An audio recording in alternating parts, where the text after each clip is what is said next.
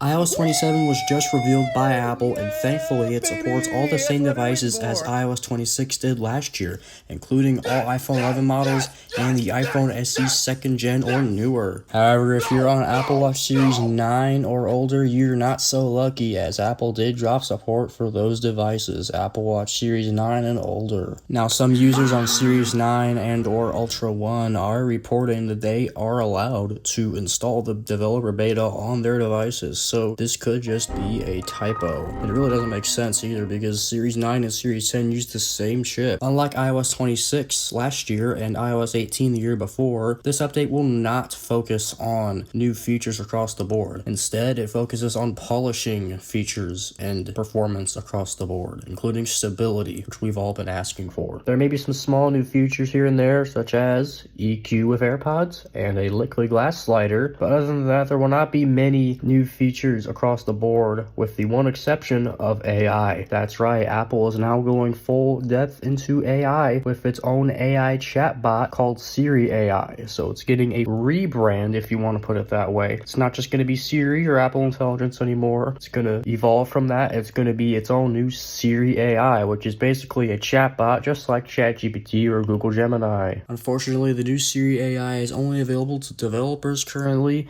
but it will be released to the public later this fall, according to Apple. Now, even for developers, there's a wait list to get in, so not many people have been able to use it yet. But from what we saw in the keynote today, it looked pretty impressive. Siri is now able to understand your personal context and to take more action in apps, so you can ask it to find images from a certain time frame or from a certain location, etc., and it will compile the results into a neat on-screen layout for you. Many commands that Siri has already been able to do, such as create a reminder or create a new event, have evolved, and they can now understand what's on your screen or what's around you. For example, if I go on Safari and find when the first World Cup match is, and I click on that, I can ask Siri to put that in my calendar. One other thing to note, this is separate from Siri. You can use your keyboard or your voice, that can work too, to create or edit an event or a reminder using natural language. So if you go to calendar and go to create a new event, you can type in the text box, meeting at work Wednesday at 11 a.m. and it will automatically title it meeting.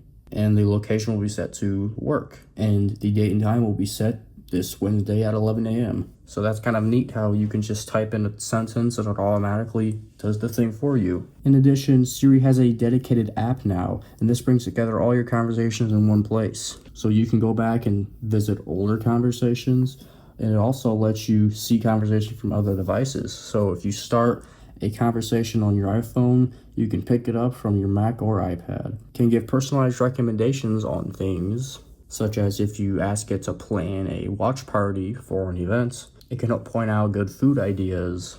AI is now present in visual intelligence as well.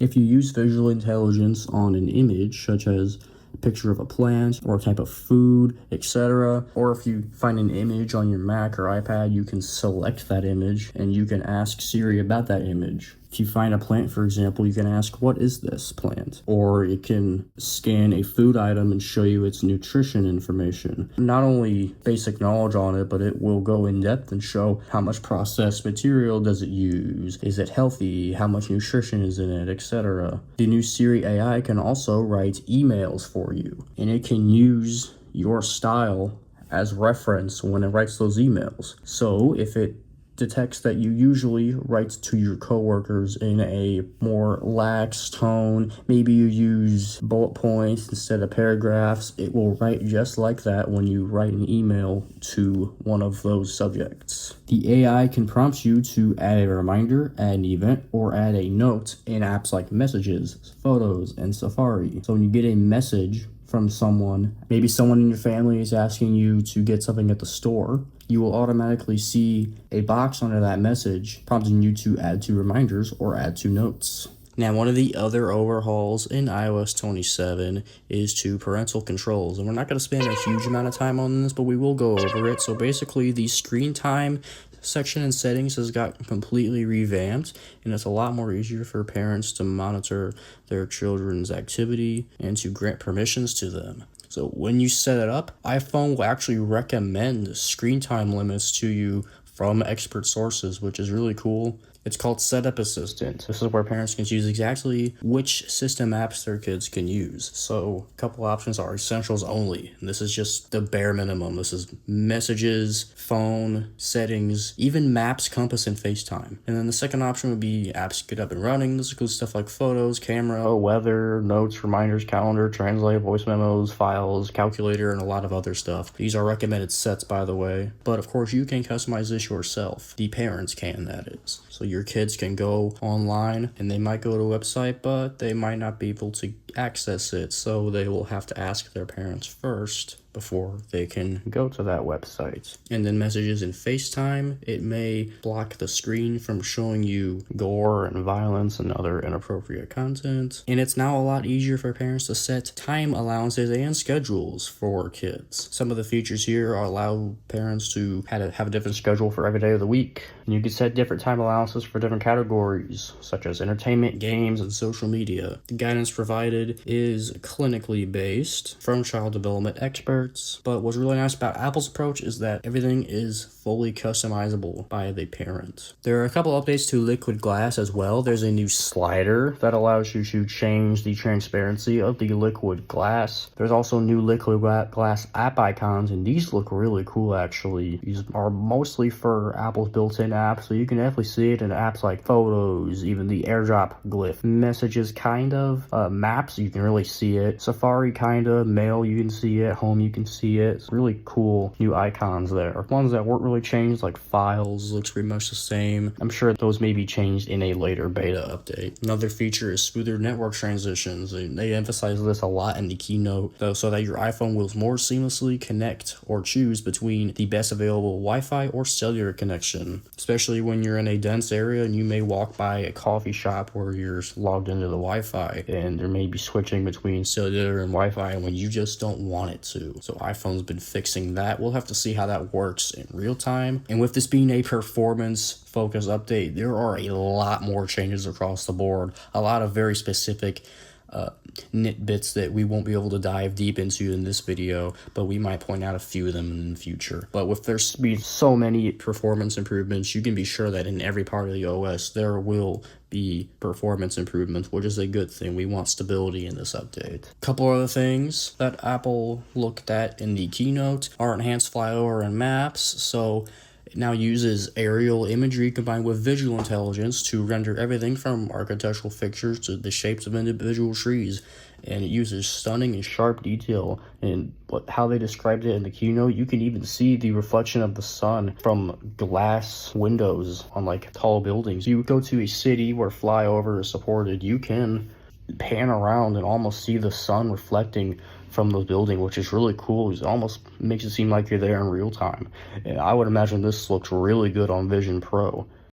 From what we saw at the keynote today, this appears to be a fully capable AI assistant. It can even do things like change passwords that seem to be compromised within the Passwords app. Now, I really like this feature on the surface. I think it can be nice, especially since all your passwords are saved nowadays, especially if you're integrated into the Apple ecosystem. You really won't have to worry about losing your password on another device because it's always going to work thanks to the Passwords app and autofill. However, if you share a password or account with a family member or something, or maybe it's not your password, similar to what I just said, that could be kind of interesting how it might just change it for you automatically. But also have to see how this works. Does it prompt you to change it? You just click on it and it goes to the website and has you autofill a strong password, but we'll have to see how that works when it actually comes out. AI is also used to search for an event that happened with your home cameras.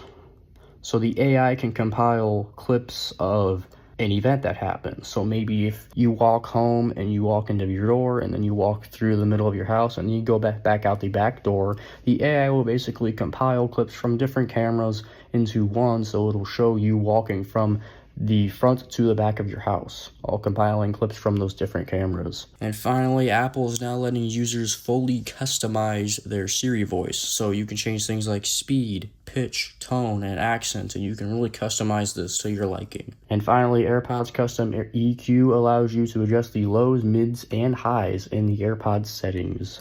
Now this change was kind of hidden, but there's also a new settings layout for the AirPods settings. So you go into settings when you have your AirPods open, you go to your AirPods, you can see the brand new layout. There's new glyphs for icons, and everything's categorized now by things like accessibility, battery, gestures, and more. So I think this is a really nice change in the AirPods settings. So that's just a quick peek at what iOS 27 has to offer, and of course we will be looking at this more in the coming days and weeks, so I'm sure we'll have more to talk about. So thank you so much for watching, and if you did enjoy, please be sure to like and even subscribe if you want to see more like this, and I will see you guys in the next one. Have a good day, guys.